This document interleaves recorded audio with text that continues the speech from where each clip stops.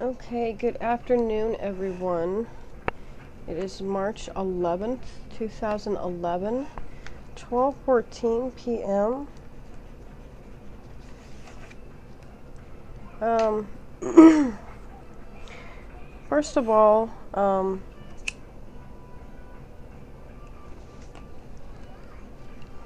I wanted to just briefly touch on what's going on as far as what's going on the other side of the world. As many of you already know, there's been a lot of earthquakes going on, especially in the area called the Ring of Fire. Let me look this up.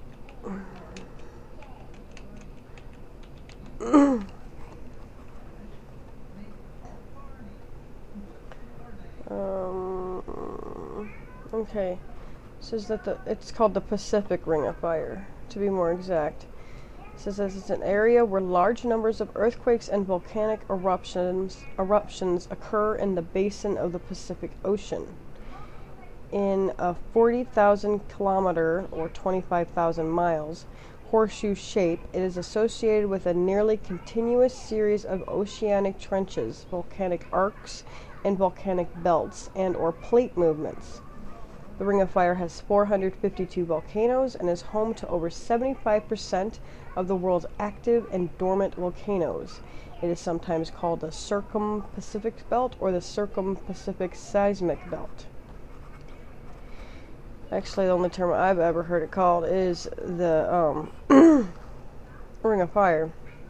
I call it the Ring of Fire mostly for the volcanoes, but also mostly, okay, just think about if you were to kind of just draw a lazy line that connected from New Zealand around in a very wide berth around Australia, and then you hit Indonesia and just right through there, and then all the way up through Japan, up to about the tip of Siberia. I don't even know what that country is. I'm such an idiot.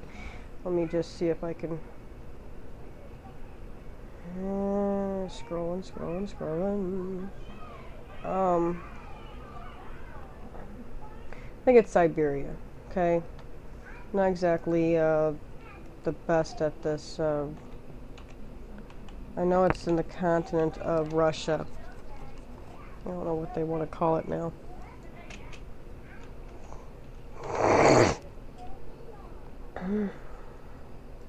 Okay, let's see. Yeah, it's Siberia. It's the Sea of Okhotsk, I believe. I'm sorry, I'm not really that good at pronunciations. However, that's not the point. Pronunciations, aren't what's important. What's important is that there's a lot of calamities and catastrophes that have been happening a lot lately. As many of you know, there was an earthquake in Haiti. I think that was last year. And Haiti's not even really in the Ring of Fire. It's kind of on the very, let's see if I can just look real quick. Yeah, Haiti isn't even in the Ring of Fire, so that wasn't even expected, I know it took me by surprise. However, let's see. With an earthquake, there's tectonic plates, and if you think about it as kind of like a jigsaw puzzle that's kind of just been shoved together by a toddler that doesn't quite know how to put puzzle pieces together, they fit, but there's gaps and there's pieces missing, But what happens is, you ever try to take two puzzle pieces that kind of sort of maybe look like that they would fit and just kind of shove them together on the table and try to get them to freaking click together, but they won't, and then eventually they get all... You get so frustrated. I mean, just try to picture if you're a toddler, okay? I know as an adult you'd be like, well, if they don't fit, they don't fit. That's not my point.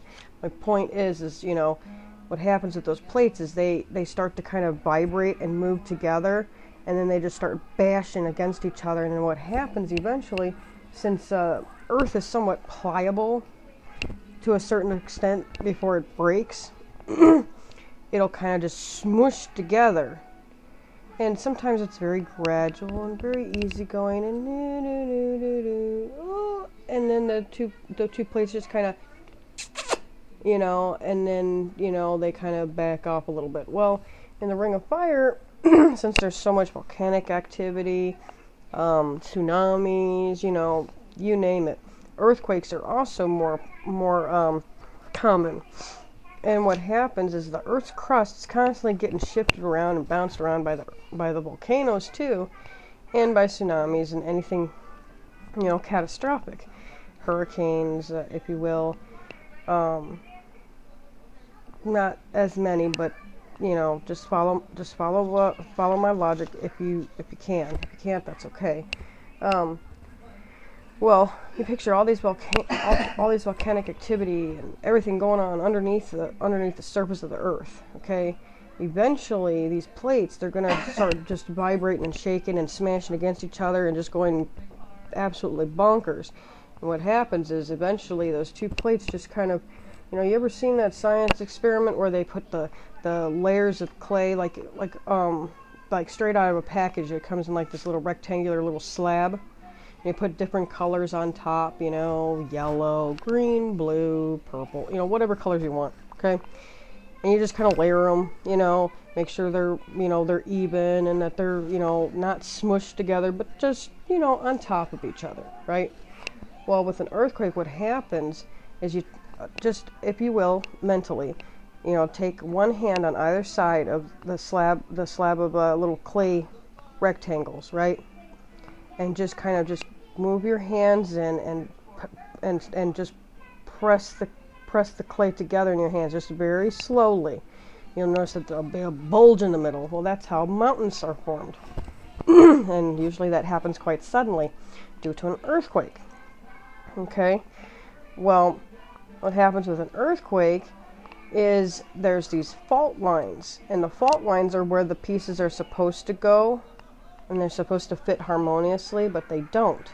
There's the San Andreas Fault. That's one I can think of off the top of my head. Let's see. I don't really touch too much on this. There is a there's a Cascadia subduction zone, which is the aftershock zone, and it's where the Pacific Plate and the Juan de Fuca Plate, forgive me if I'm mispronouncing, meet. And sometimes whenever there's earthquakes going on, like out in the ocean or somewhere close to like this, I would say the maybe the southern little bit of Washington to like the middle of Oregon, the corner of California in there. I'll post these pictures up. I'll put these in the slideshow so you guys can kind of like stare at them, and try to figure out what I'm talking about, because I am rambling and babbling quite a bit. That's part one, and part two will come right up. Anyway, okay, this is part two. But basically, wherever two major plates meet, that's where a lot of tension is going to occur. For example, those of you that live in California, I'm sure you can relate to this, the San Andreas Fault.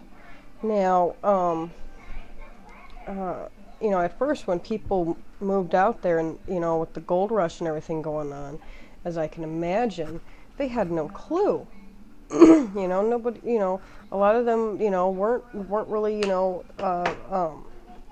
the way through schooling and stuff like that. A lot of people had, left their farms, and so they were hard-working, common-sense individuals that were like, hey, there's gold out there, I'm going to go out and get it, and they had no idea that there would be, a fault line there. So they built their homes, built their businesses, yada, yada, yada.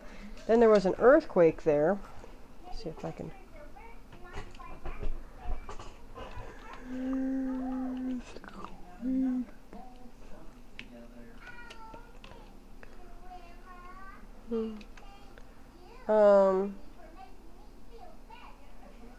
goodness. Y'all had an earthquake 9 hours ago that was a magnitude of 3.2. Okay, and the earthquake that struck Japan triggered a tsunami alert. They have a Japanese quake person finder now. 8.8.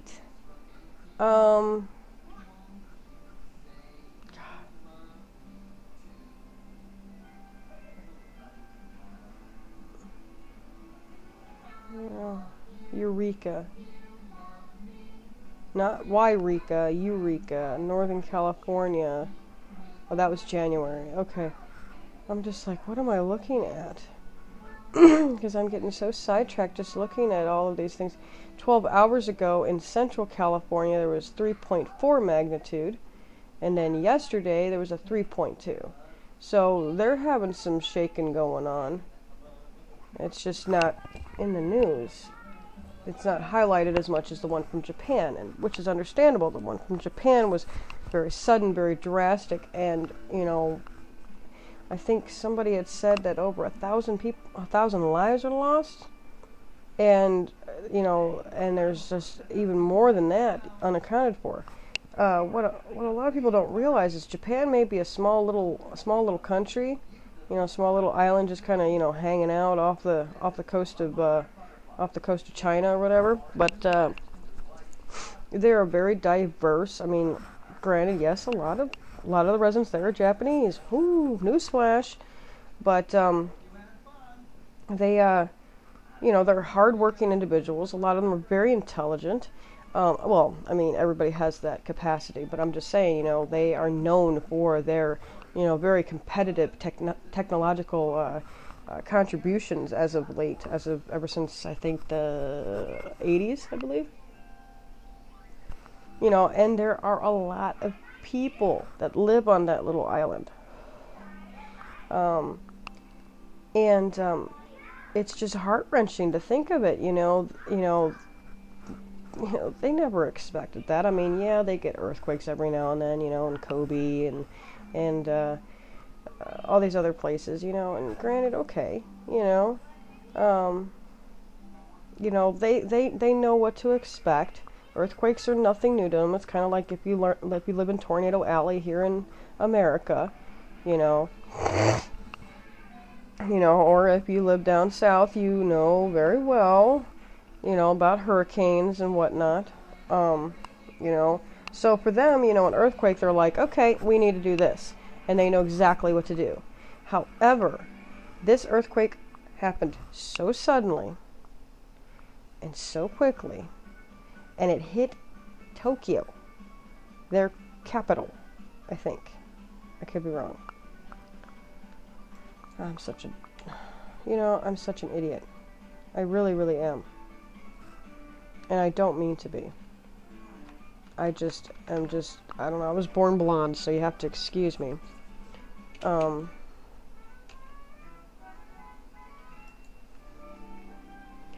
Let's see. 11 hours ago, 8.9 near the coast of Honshu, Japan. God. And then another one, 6.8 near the coast of Honshu, Japan. And then again, 7.1 off the east coast of Honshu, Japan. Holy crap. I'm gonna map this so you guys can see this, where it is. I've always wanted to visit Japan. I find them to be just very fascinating. Honshu, Japan, this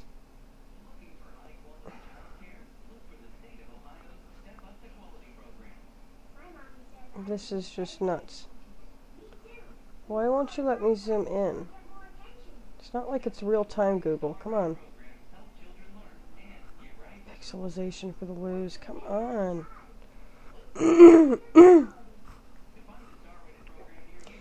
Anyway, it's very close to the ocean. My mother-in-law and I spoke on the phone, and she expressed her concern for the Japanese people, and You know, like with any kind of tragedy. I mean, New Zealand experienced an earthquake not too long ago. You know, I instantly got really scared, you know, because I know people. I actually, you know, have become friends with people who live in New Zealand. I was like, oh my God, you know, are they okay? What's going on? You know, does anybody know? Has anybody heard from them? And, you know, I was panicking, you know.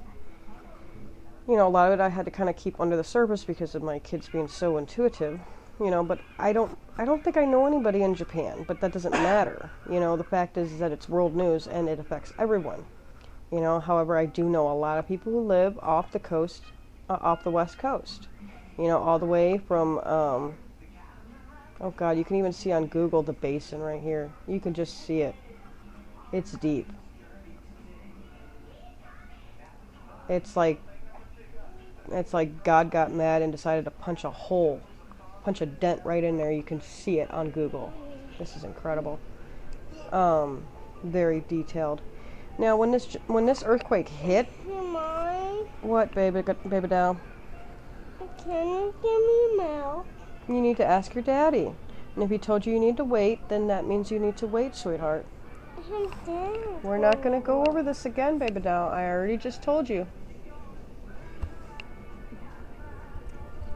Go on. Will you ask him to give me milk? You already asked him and he told you to wait. So you need to wait, my love. That show, when it's over, I'll ask him again, okay?